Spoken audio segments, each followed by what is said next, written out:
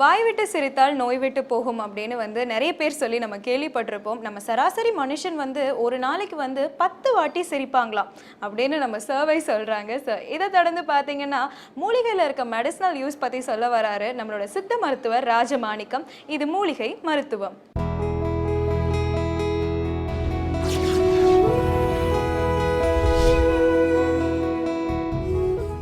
உலகெங்கும் உள்ள வேந்தர் டிவி நேயர்களுக்கு காலை வணக்கம். நம்ம இன்றைக்கி பார்க்க போகிற மூலிகை மருத்துவம் மூட்டு வலிக்கான மருத்துவம். இன்றைக்கி பார்த்தீங்கன்னா மூட்டுக்கு வலி இருக்குது, எங்களால் நடக்க முடியல, படியேற முடியல, உட்காந்தா எழுந்திரிக்க முடியல அப்படின்றாங்க. ஏன் இதெல்லாம் பார்த்தீங்கன்னா இன்றைக்கி அடுப்படியே கீழே உட்காந்து இருக்கிற அடுப்படியே கிடையாது. இன்றைக்கி எல்லாருமே நின்றுக்கிட்டு தான் சமைக்கிறாங்க, நின்றுக்கிட்டே சாப்பிட்றாங்க, நின்றுக்கிட்டே போயிடறாங்க. அப்போ கீழே உட்காந்து எழுந்திரிச்சா தானே முட்டி வலி இல்லாமல் இருக்கும்.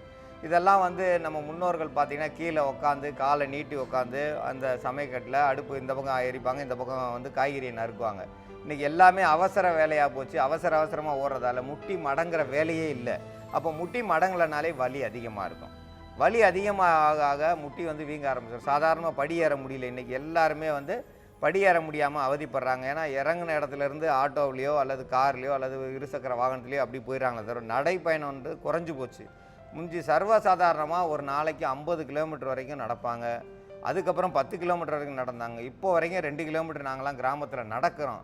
நடக்க போய் தான் இதே மாதிரி இருக்கும். நடக்காமையே இன்னும் கொஞ்ச நாள் போனால் நடக்கவே முடியாது. ஏன்னா எல்லாம் வீட்டுக்கு வெளியில் வந்ததுமே ஒரு வண்டி வந்துடுது, திருப்பி அதே மாதிரி வீட்டுக்கு வர்றது வரைக்கும் வண்டியில் இறக்கி விட்டுறாங்க. அப்போ எல்லாமே உடல் உழைப்பு குறைஞ்சி போகுது. உடல் உழைப்பு குறையும் போது முட்டி வலி ஆரம்பிச்சிருது. ஏன் கோயிலில் சிவன் முருகன் எல்லாரையும் மலை உச்சியில் வச்சுருக்காங்க? நீங்கள் கீழேயே இருந்தால் கால் வலி இடுப்பொலி எல்லாம் வந்துடும். நீங்கள் மாதத்தில் ஒரு நாள் வருஷத்தில் ஒரு நாள் மலை மேலே ஏறி தான் ஆகணும் தான் மலை ஏற வச்சாங்க. இதெல்லாம் அவங்க இயற்கையாக ஒரு விஞ்ஞானபூர்வமாக செஞ்ச வேலைகள். நீ சாதாரணமாக இங்கே இருக்குதுன்னு சொன்னால் யாரும் வரமாட்டாங்க. மலை ஏறி வந்தால் தான் உங்களுக்கு நல்லது நடக்கும்னா தன்னால் மூச்சிறைப்பு சரியாக வரும். மலை ஏறி போகும்போது அங்கே உள்ள மலைக்காற்றுகள் அங்கே உள்ள மூலிகை காற்றுகள் சுவாசிக்கும் பொழுது இருதயம் நல்லாயிருக்கும், இருதயம் பலமாகும், எதையும் தாங்கக்கூடிய சக்தி வந்துடும். அப்போ மூட்டு வலியே இருக்காது. நடக்க முட்டி நல்லாயிருக்கும். முட்டியை வளைக்காமையே இருந்தாங்கன்னா சரியாக அந்த வலி போகாது. இன்றைக்கி பார்த்தீங்கன்னா கழிவறையில் கீழே யாருமே உட்காந்து இது பண்ணுற மாதிரி கிடையாது. எல்லாமே இன்றைக்கி சாதாரணமாக உட்கார்ற மாதிரி நாற்காலியில் உட்கார்ற மாதிரி கொண்டு வந்துட்டாங்க கழிவறையை. அப்போ முட்டிக்கு வேலையே கிடையாது. மூட்டு மடக்கலைனாலே முட்டு நிறைய பிரச்சனையை கொண்டு வரும். இன்றைக்கி சாதாரணமாக முட்டு தேஞ்சு போச்சுன்றாங்க. அவ்வளோ சீக்கிரம் தேயறதுக்கு வாய்ப்பு இல்லை. ஏன்னா நீங்கள் சாப்பிட்ற உணவுகள் சரியில்லை. உணவில் உப்பு அதிகமாகிடுது, உரத்தில் உப்பு அதிகமாக சேர்த்து இந்த உப்பெல்லாம் சேர்த்து போடுறதால முட்டுகள் தேய ஆரம்பிச்சிது. அதனால் முட்டி வலி வருது. இந்த முட்டி வலிக்கு சிறந்த மருந்தாக சித் அரத்தை அறுத்து எடுக்கக்கூடியது, அந்த இடத்துல இருக்க வலியை வெளியெடுக்கக்கூடியது. அதனால தான் இது அரத்தைன்னு சொல்லுவாங்க. சின்ன வலியை வெளியெடுக்கிறதால சித்த அரத்தைன்னு சொல்கிறோம். சித்தரத்தையை பயன்படுத்தும் போது உள் மருந்தாகவும் நல்ல வேலை செய்யும், வெளி மருந்தாகவும் நல்ல வேலை செய்யும். அதோடு சேர்ந்து வேப்பம் பட்டை, முதிர்வு பட்டை தான். இதை யாரும் வெட்டி எடுக்கலை. தன்னால் முதிர்ந்த மரத்துலேருந்து பிஞ்சு விழுகிற அந்த பட்டையை எடுத்துக்கிறலாம், தப்பே கிடையாது. நம்ம வெட்டி எடுக்கக்கூடாது. இந்த வேப்பம் பட்டையை பயன்படுத்துகிறோம். வேப்பம் முத்து எடுத்து சில பேர் போட்டாங்கன்னா முட்டியெல்லாம் புண்ணாயிடும். வேப்ப முத்தை அரைச்சி அந்த இதில் கால் வலிக்கு போடுவாங்க. போட்டு பார்த்தீங்கன்னா மறுநாள் பார்த்தீங்கன்னா எல்லாமே தோலே வெந்து போயிருக்கும். அந்த மாதிரிலாம் தவறு பண்ணக்கூடாது. கால் வெந்து போச்சுன்னா மறுநாள் பார்த்தீங்கன்னா சுத்தமாக மடக்க முடியாது, நீட்ட முடியாது, காய்ச்சல் வந்துடும். நம்ம வலியும் சரியாக்கணும், சுகமாகவும் வெளியாக்கணும். அதனால் கிராம்பை பயன்படுத்தணும். கிராம்பு வலி நிவாரணி, உள் மருந்தாகவும் வலி நிவாரணி பண்ணும், வெளி மருந்தாகவும் வலி நிவாரணி ஆக்கும். அதனால தான் கிராம்பை பயன்படுத்துகிறோம். அதோடு சேர்ந்து நம்ம பூண்டை உள்ளுக்கு சாப்பிட்டாலும் நல்லது செய்யும், வெளியில் போட்டாலும் வலியை கேட்கும். வலி நிவாரணி தான் இது.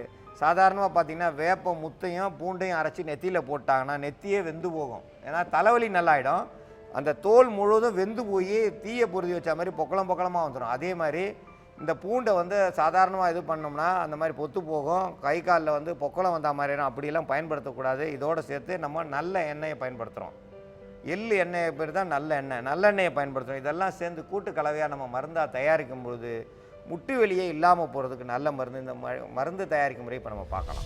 சித்திரத்தையை இந்த மாதிரி எடுத்து கொஞ்சமாக பொடியாக வெட்டி எடுத்துகிட்டு ரெண்டாவது நம்ம அரைச்சிக்கிறணும்.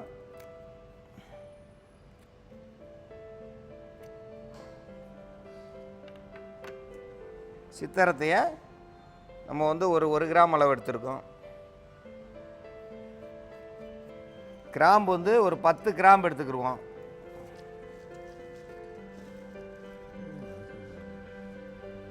10 கிராம்பு எடுத்துக்கிடுவோம். வேப்பம்பட்டை வந்து ஒரு 1 கிராம் அளவு எடுத்தால் போதுமானது.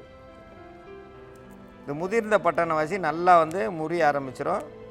இந்த மாதிரி முடிஞ்ச வரைக்கும் நொறுக்கிடுங்க கையிலேயே.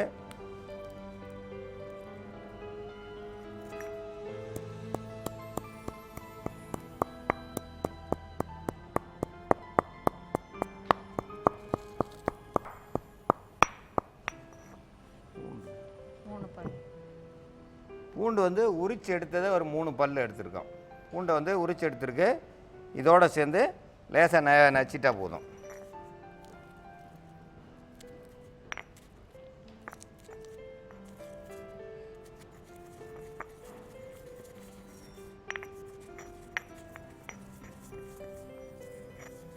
மூட்டு வலிக்கு மருந்து தயாரிக்கும் முறையை பற்றி நம்ம இப்போ பார்க்குறோம். அதில் நல்லெண்ணெய் எடுத்துக்கிறணும்.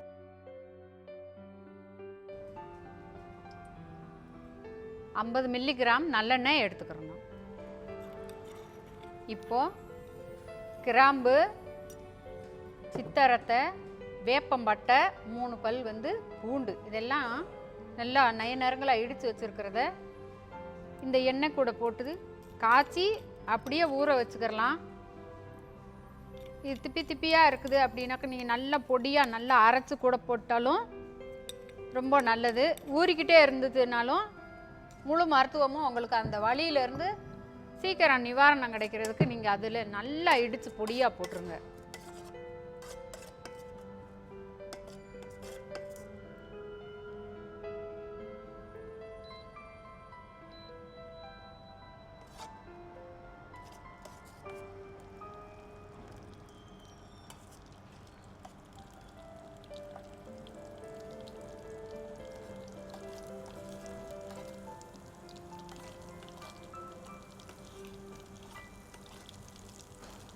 போதும்.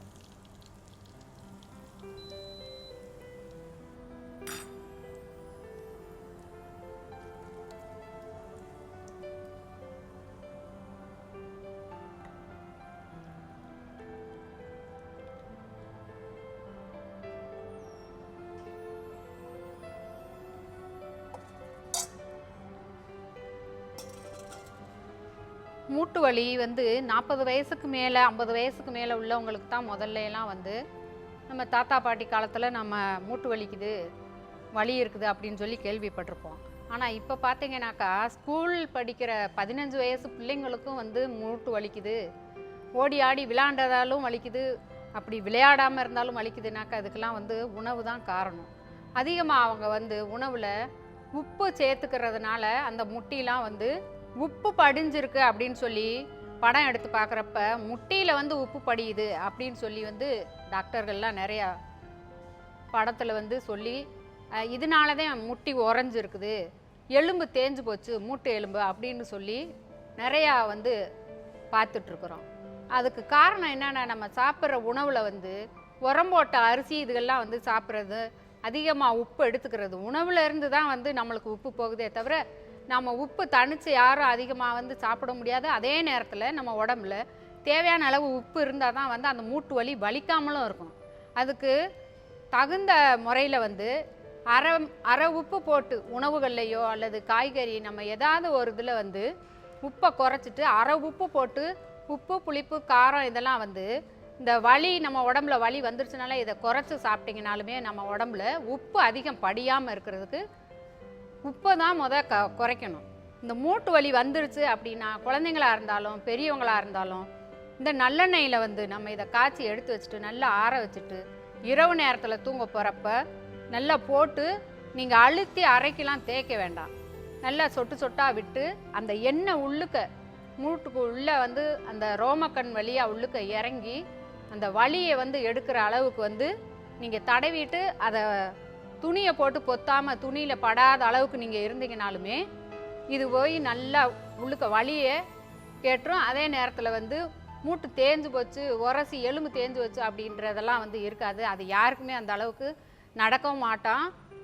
அப்படியே இருந்தாங்கனாலும் அப்போ எல்லாரும் அதிகமாக கிராமத்தில் மலைக்கு போய் வேலை செய்கிறவங்க, ரொம்ப நடந்து வேலை செய்கிறவங்களுக்கெல்லாம் பார்த்தீங்கன்னாக்கா எவ்வளவோ முட்டி தேஞ்சு போய் எலும்பே இல்லாமல் போயிருக்கணும். அந்த அளவுக்கு உழைக்கிறவங்களுக்கெல்லாம் வந்து ஆரோக்கியமாக இருக்கிறாங்கனாக்கா நம்ம சாப்பிட்ற உணவுகள் தான் காரணம்.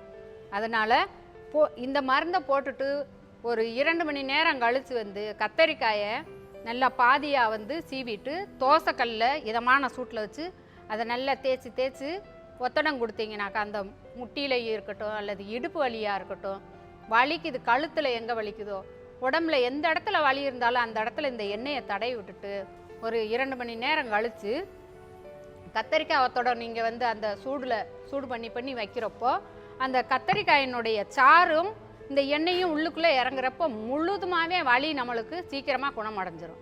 அதுக்கு இது ஒரு சிறந்த மருந்து. இதை பயன்படுத்த வேண்டும் என்று கேட்டுக்கொள்கிறேன்.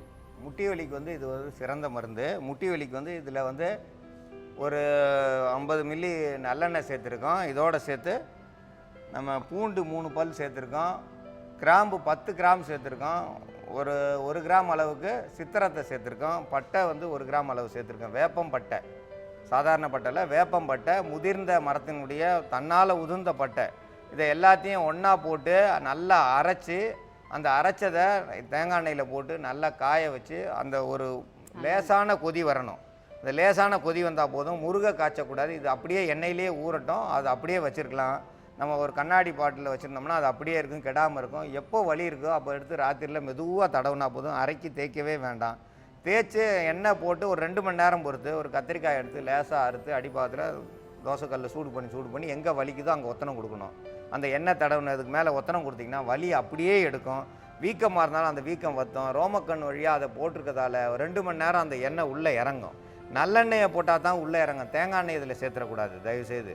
தேங்காய் எண்ணெய் சேர்த்தா உள்ளே இறங்காது, வலி அப்படியே இருக்கும். நல்லெண்ணெயை சேர்த்தோம்னா கண்டிப்பாக வலி வந்து நிற்கும், உள்ளே இறங்கி முட்டிக்குள்ளே இறங்கும். அந்த வலி இருக்கிற இடத்துல போய் இந்த எண்ணெய் போய் தொடும்போது அந்த வலி நிவாரணியாக இருக்கும். இந்த சித்திரத்தை வந்து எவ்வளோ வலியாக இருந்தாலும் எடுத்துகிறோம், கிராம்பு வந்து எவ்வளோ வலினாலும் எடுத்துகிறோம். நீங்கள் சாதாரணமாக பார்த்தீங்கன்னா வெளிநாட்டுக்கு போனீங்கன்னா அந்த கிராம்பு தைலம் தான் அதிகமாக இருக்கும். கிராம்பு தைலத்தை எடுத்து தலைக்கு தேய்ச்சாங்க, முட்டிக்கு தேய்ச்சாங்க, இடுப்பில் தேய்ச்சாங்கன்னா வலி போயிடும். அதோட சித்திரத்தையை சேர்த்துருப்பாங்க. இது ரெண்டும் சேர்ந்த கூட்டு கலவை நம்ம இதோட சேர்க்குறோம். இதோட வேப்பம்பட்டையை சேர்த்துருக்கோம், பூண்டை சேர்த்துருக்கோம். இது எல்லாம் கூட்டு கலவையாக சேர்ந்து நல்லெண்ணெயில் காய்ச்சி எடுக்கணுமே தவிர வேறு சாதாரண எண்ணெயில் தேங்காய் எண்ணெயில் காய்ச்ச வேண்டாம் தயவுசெய்து. நல்லெண்ணெயில் காய்ச்சி எடுத்தோம்னா நல்ல பலனை கொடுக்கும். இது முட்டி வலியை வந்து சரி செய்யும். முட்டியில் எவ்வளோ வீக்கமாக இருந்தாலும் நல்ல நிலை கொண்டு வரதுக்கு இது ஒரு சிறந்த மருந்து. இந்த மருந்தை பயன்படுத்தி பயன்பெற வேண்டும் என்று கேட்டுக்கொள்கிறேன்.